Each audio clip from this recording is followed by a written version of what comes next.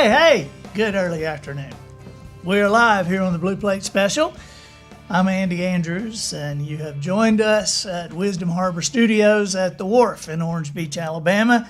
We are glad you're here. It's a special day. This is a special Blue Plate Special, or a Blue Plate Special edition. And we have a couple of guests. We'll get to them in just a minute, and you'll see who it is, but you're going to love it. So, hey, if you're new to us, please, if you're on Facebook, please click that notification button so that then you can turn on the notifications on your phone, and that way, when we go live, you'll be notified. And then, if we can, also share. Okay, if you're on Facebook, please share to your page, and if you're on YouTube, click that subscribe button, and like to say hi to all the Twitter people and the Instagram people. And we've got guests in the studio from Daphne. Wow, actually Alabama people here. That's just amazing. How do you like the shirt? Matt, we forgot to take a picture of the back of the shirt. This is a Sand Dollar Lifestyle shirt, from Sand Dollar, which is the cornerstone of the wharf here. And I'll show you the back of the shirt. This is, here we go. It's a fish hippie shirt. That's what it is. And Sand Dollar has everything. They have shoes. They have everything. They have grills. They have everything. Billy Roberts Paget, hey, from Destin. That's kind of over in your area. Yeah.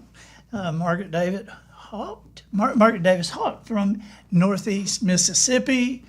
And did you enjoy the interview with Keto Mom? Man, that is a great podcast. If you haven't seen it yet, you definitely want to get a hold of that one. She is like a World Wide Web legend. So this is Keto Mom. And it was a lot of fun. She was great. So Marcia Croster Taylor, good morning. Good morning from Eastern Washington. Sunny and warm there. Good. Linda Rogers Coleman, Texas is here. And Marcy, you have shared. Thank you. Sharing is caring. Patricia Clapp, hi from North Carolina.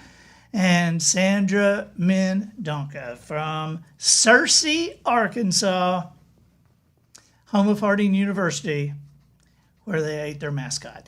I think it's time for me to tell that story again, but I'll tell it after I introduce our guest. I'm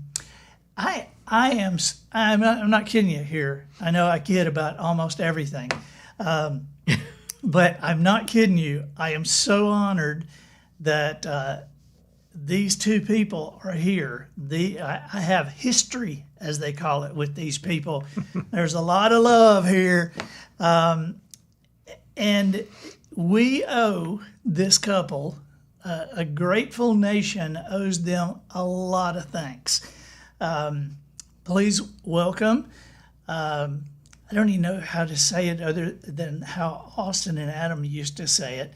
This is General Mike Wooley and Mrs. General Wooley. That's what they used to call you. But this is Mike and Kathy Wooley, and Mike was the very first Special Operations Commander of the world that I worked with. And, yeah. Man, I'm so glad y'all are here. Well, thanks for having us, Andy. It's an honor for us. Well, yeah, yes. Right. That's crazy, but I'm so thrilled. It's so funny when Austin came in. I was Mrs. General Wooley. Oh my gosh! So you're retired now. Enjoying every bit of retirement. You bet. But you're flying everywhere, right? Yeah, we're keeping in the air. We have been blessed. Started flying in 1967. I was thinking about that the other day. I'm over 50 years, almost 55 years flying. And didn't you do the Cambodian? I think what you're thinking, the baby lift. Yeah. When the orphan C5, the C5 that had all the orphans on it from Vietnam, and there were some Cambodian children, and I was back in my 141 days. We went over to Vietnam and picked up a lot of orphans on an airvac flight and took them back, brought them back to the U.S. Right. I wasn't sure of that story, but that's you have a long history of service, and I just want to hit a couple of the high points, and just I would like to get you to tell, because you know what? Let me just tell you guys something. Hey, Cat Hooker from Spring City, Tennessee. Is that a great name? Cat Hooker. Love Cat it. Hooker. Yes. But anyway, Mike and Kathy, they are, there is so much that they have done, and there are so many stories that we have in common that we're probably going to be here till 5 in the afternoon. So, and Kathy is a concert pianist, and I did want you to tell this story. There's nothing I like better than introducing people I love to people I love, and I love you guys, and I love so many of you. Tell us what was happening on 9/11. 9/11 was a pretty tough day for all of us in the military, as you can well imagine. I was in a staff meeting with Roger Brady at the time. We were at Scott Air Force Base. I was the commander of the Tanker Airlift Control Center at the time. Roger Brady was the deputy commander for operations for Air Mobility Command, responsible for all the mobility airlift in the United States military, and the tanker means we flew the aerial tankers to refuel fighters and all types of airplanes. Right. But Roger and I were in our staff meeting in the morning that we had, 7 o'clock in the morning, and a beautiful September day, the craziest blue sky that you could ever imagine. And Roger's exec came in and said, whispered in his ear, there was an airplane just hit one of the trade towers. And so, we kind of looked at each other and scratching our heads, trying to figure out, what happened there. Some idiot, flew into the tower, private airplane, whatever. And then he came in and said the second airplane had hit, and so it's like, no, we're under attack. And so then it just went crazy from there. In the military, we've got operation plans for most everything. And, when you have to dust off the one that you, look and say, our nation's under attack, and, there's something pretty gut-wrenching about that. And we just, went to work and just chaos everywhere. And I remember we had a FAA feed on the big screen that was in the operations center in my headquarters. And you could see that when the FAA shut down the airspace for the entire United States, all those airplanes, which, any one time during the day, there's 3,000 to 5,000 airplanes in the air at one time. And those airplanes just started disappearing off of those screens and going down to just a handful of airplanes, which were primarily fighters and our tankers that were refueling those airplanes as they flew top cover over New York City, Washington, D.C., several other high-priority targets Right. in the U.S., and that's kind of, it was hard for us to fathom at that point, but something that we had to realize pretty quick and get after it, if you will. Kathy, what do you remember about that day? What do you remember? I mean, I can, having been around you guys a lot, you have such a huge role, or had such a huge role with the squadron commanders' spouses, and so. And I guess you can't just get on the phone with him and talk and say, tell me what's happening. I mean, so what were you doing?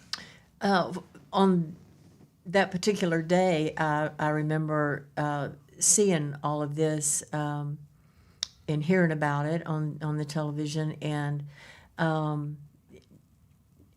guess I was just more focused on just getting things ready for him to get ready to do his thing. And of course, our phone was ringing, and from other spouses, and we were all it was just a buzz, and then it was days after that we would see our husbands get up at 4, a little before 4 every morning, and sometimes out the door by 4, and they were like zombies. You could see them going to work, and they were literally like zombies, just from the lack of sleep, and this went on for weeks and months, and they would it was the same process every morning, and then it was almost like robotic going to work, Wow. So it was incredible to see them all, get in their working mode and of emergency, and see them do their thing, Yeah, yeah. I was telling a story about Kathy when Prince Philip passed away, because do you know who watches this show occasionally? Monica Early. Ah, yeah. And so, Hi, Monica. yeah, I always tell Hi, people, Monica. when I see Monica say hi, I always say, there's the protocol. We were all scared to eat with her. She knew which thing you're supposed to use. And so I told about how that comes in handy sometime, because you guys, where were you guys? Were you all at Lakenheath? Mildenhall. Mildenhall. We were at 3rd Air Force, and had the honor of being the highest-ranking military officer in the UK, representing the U.S. Military there. And so when they said it's dinner time, Kathy's eating right next to Prince Philip. That was that whole thing was, I came home and Kathy said, "You're not going to believe what we got in the mail today," and. Well, no, that wasn't right. You called me and you told me, because it came to the office. Okay, yeah. It came Yep, to the office. You're right. And he told me, "You're not going to believe what we got in the mail Yep, today." you're right. You're exactly And right. So he said, "Are you sitting down?" And so anyway, he said, because of this job position and everything, he said, Queen Elizabeth has decided. Did you want me to tell you? Yes. Okay, I want you to tell the story. Yes. So Queen Elizabeth decided that she wanted to have a state banquet for President Bush. And this was the first state banquet. They had had many state visits, but not state banquets in 82 years since Woodrow Wilson. Oh my gosh. I don't think we've even told you that. I didn't know that. Yeah. So anyway, But many state dinners, but I guess there's some distinguishing Difference, yeah. thing about a banquet and a dinner. But the full-fledged banquet and in the Buckingham Palace, and so they had. This was the first. Of course, everybody was going to take part in all of this at the palace. With the Beefeaters outfit on and everything, this was their first time coming. 82 years we're talking. So Yeah, I guess so. I mean, so this was they never had done this. So it was all full fledged of whenever they used to do this. And so anyway, we got there, and Mike's driver. Well, this is the first time in Queen Elizabeth's lifetime. Yeah, really, it was.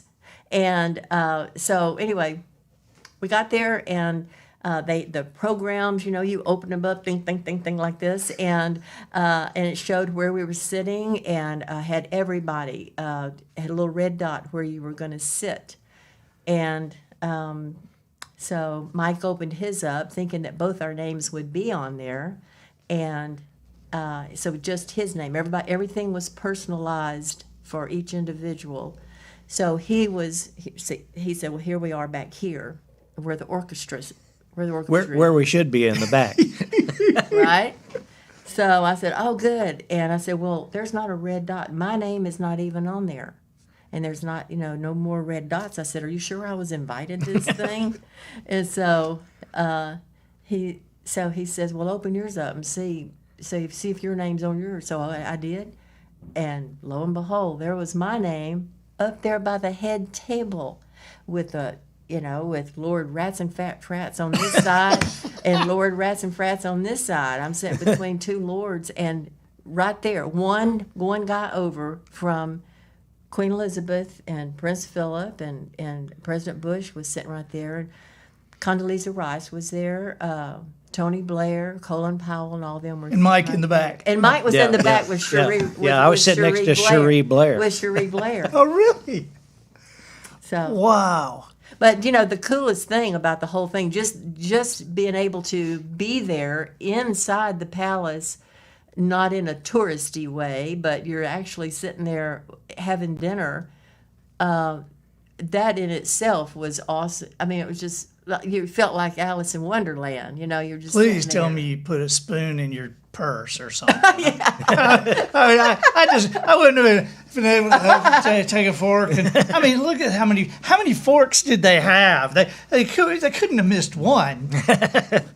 And oh, by the way, it was gold utensils, and the flower arrangements was like up to the ceiling and this and that, and it was served family style. The whole dinner, it was 300 guests, and it was served family style. They had 300 guests?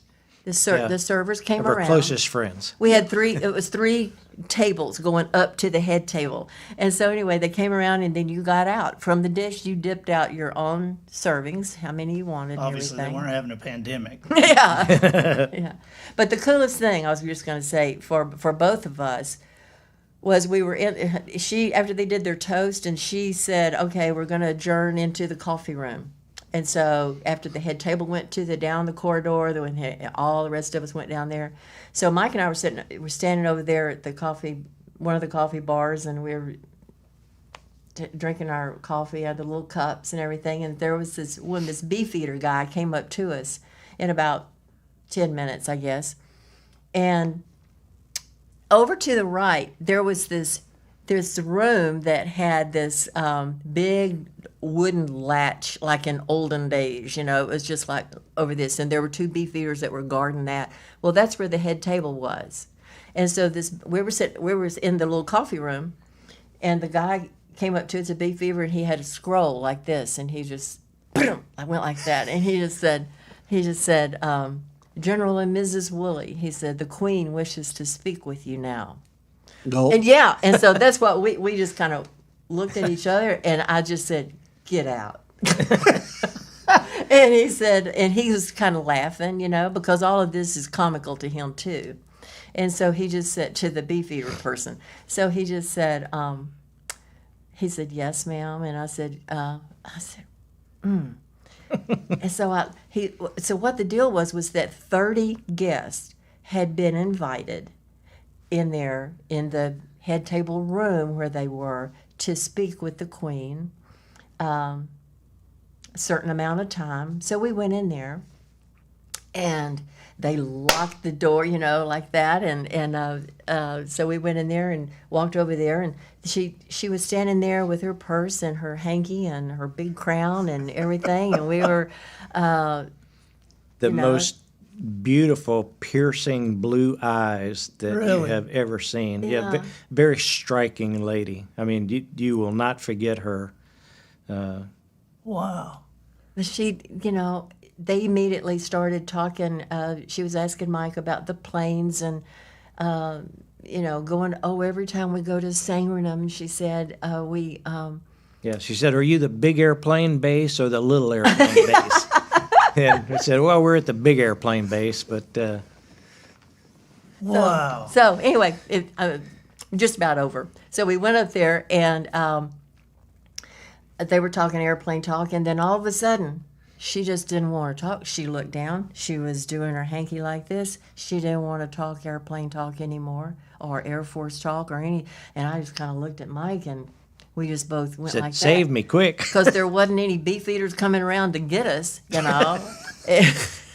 And so we had to think of something. And so I was reading about what Protocol had written up for us to read. Right. And I noticed in there, see, this was November the 19th in 2003. And so you said, I guess this is probably an Andy's anniversary.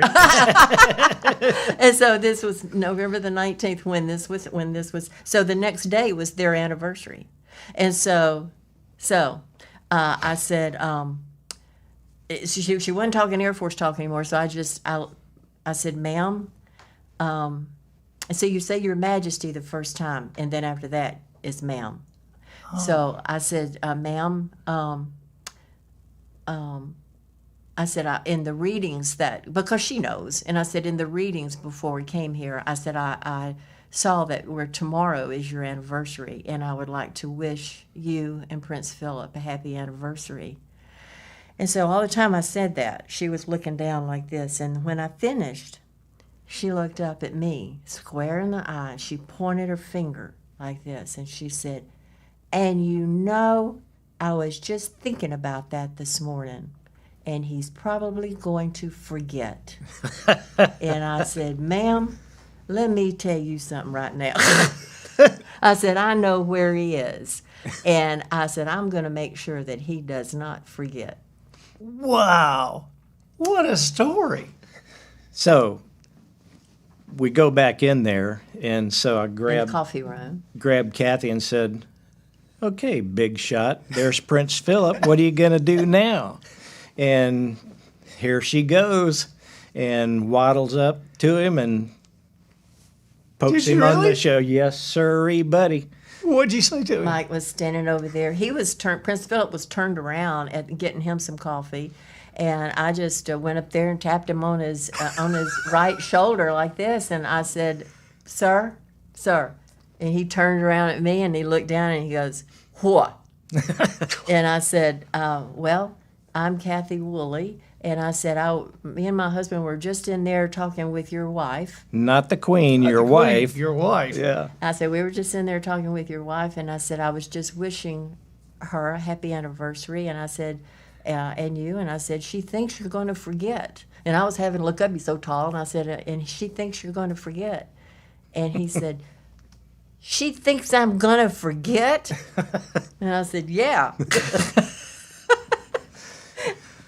So that was...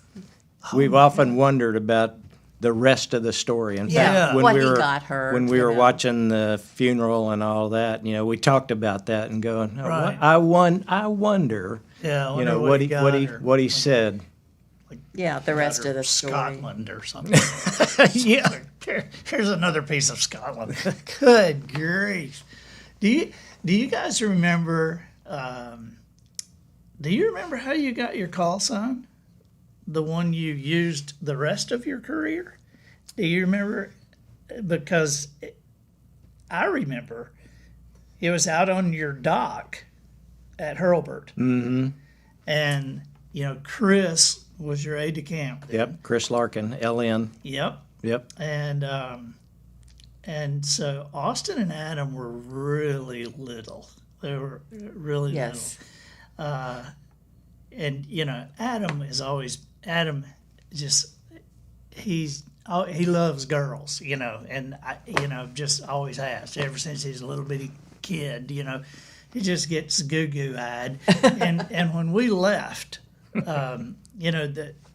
you guys put a female lieutenant with us, and she was in her fatigues and so she stayed with us. And I remember over in the visiting general quarters, she showed the boys some deer, and when we left, Holly said, "Well, what did y'all like most about being with the Woolies?" And Austin said, "I like the spooky gunship, and I like the Spectre, and I'd like to go and see the guns on the, you know." And then she said, "Adam, what'd you like?" I said, "I like that soldier lady."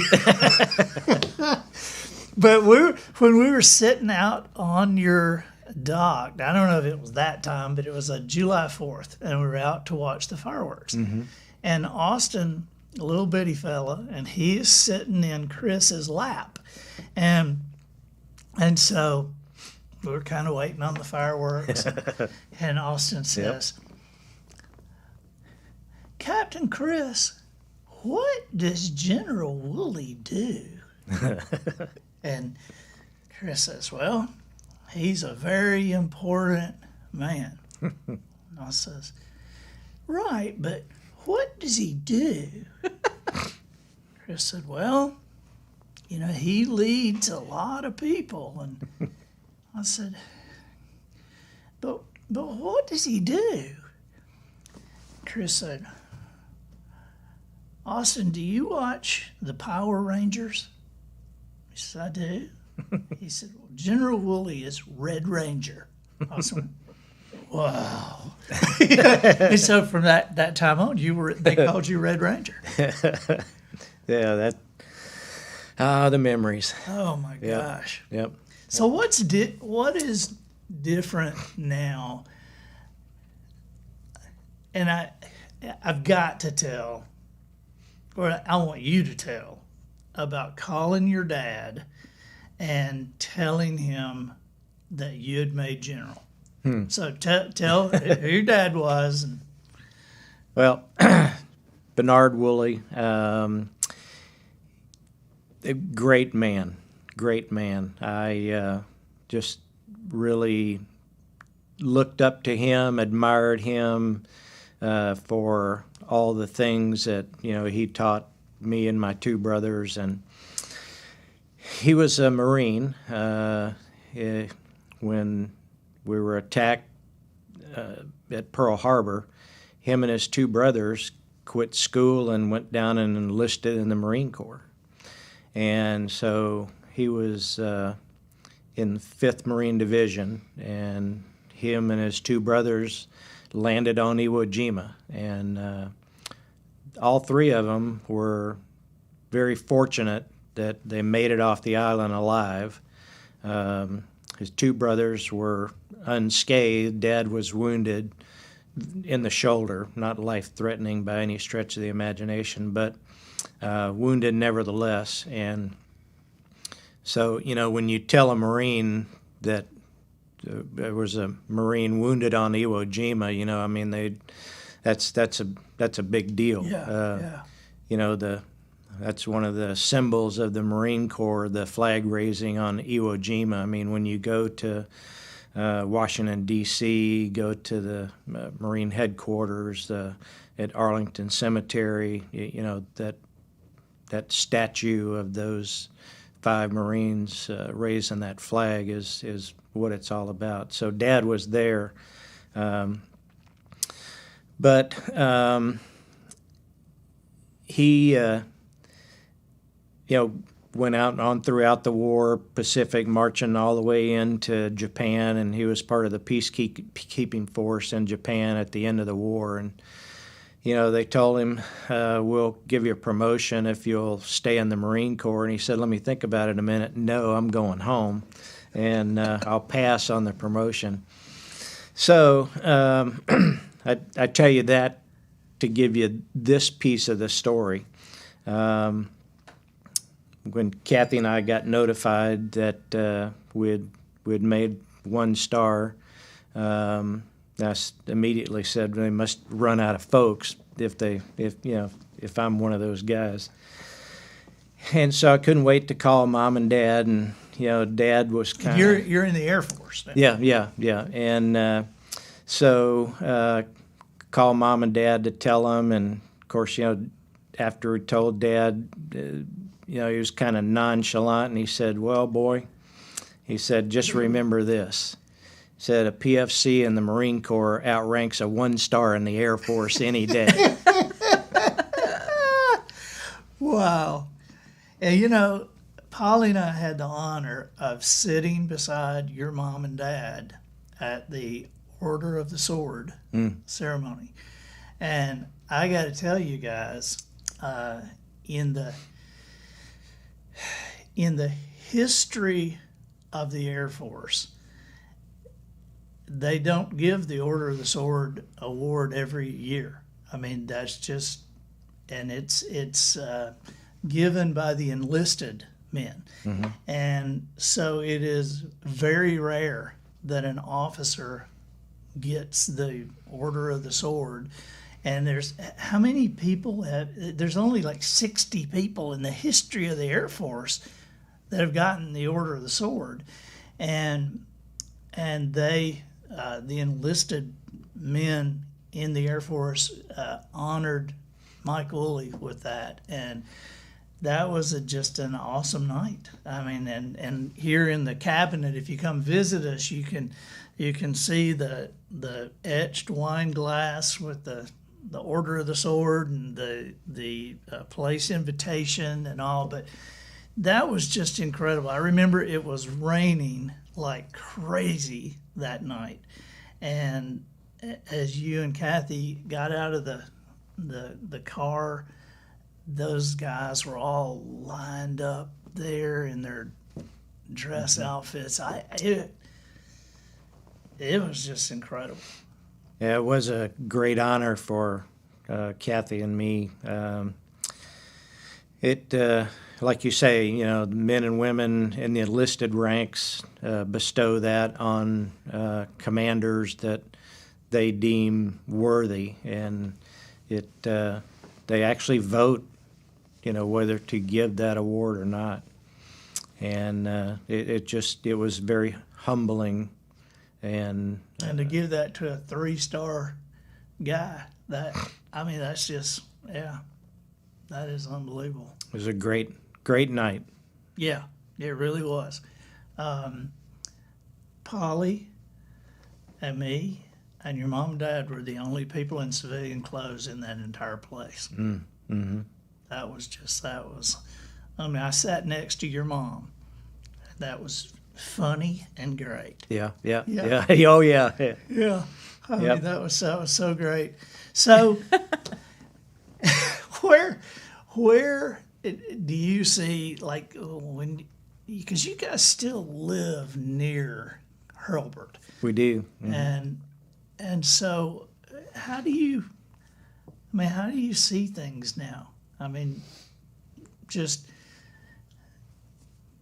there's been Donnie Wooster after you, and then Brad, and so, I mean, but did some of those guys still see you in the grocery store and like?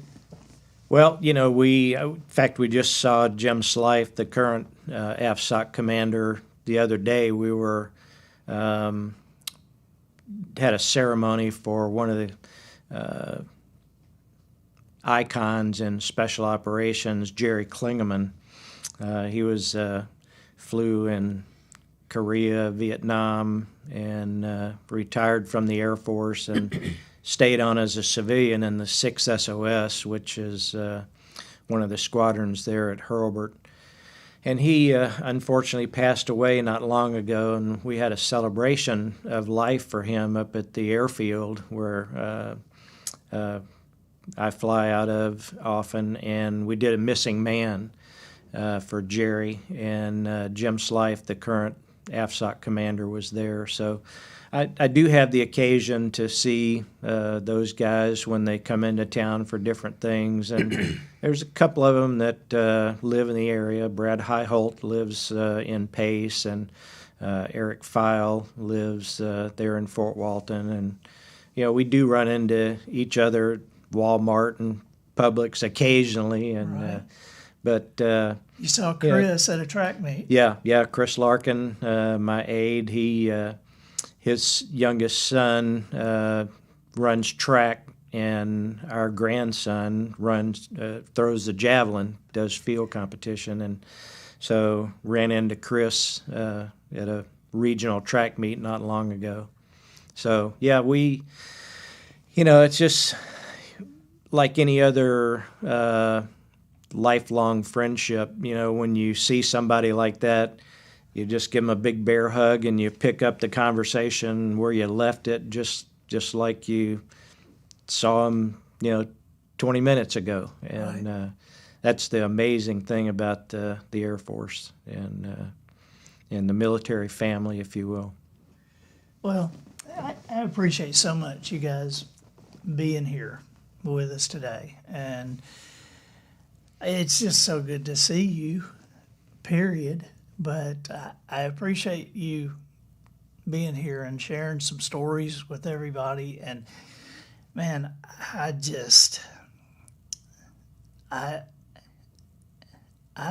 feel like I personally owe you guys just a lot. I feel like you guys were such strong mentors in my life and just great friends. And then I know that our nation owes you such a debt of gratitude. And I think that anybody watching today did not miss how Mike includes Kathy in the accolades. It's like he and Kathy have done this, and that is true. I remember what you told me when you made one star. What they told you about the guys who are the generals who might not go on, and because the spouse is so important, and I know dealing with the squadron commanders, that was such a big thing. And so when I say thank you from a grateful nation, it's to both of y'all. So we appreciate y'all very much. Well, thank you, Andy. Service is a calling, and I was glad to be able to serve our nation in any capacity. And I got more out of it than the law allowed. I tell you, it was a great honor for me. And looking at this upcoming weekend, Memorial Day, just remember what that means and the significance of all those people who came before and gave the ultimate sacrifice, gave the last full measure, if you will, for this country, because it truly is worth dying for. It really is. Even with all our faults of today, just remember those men and women who did serve and gave it all.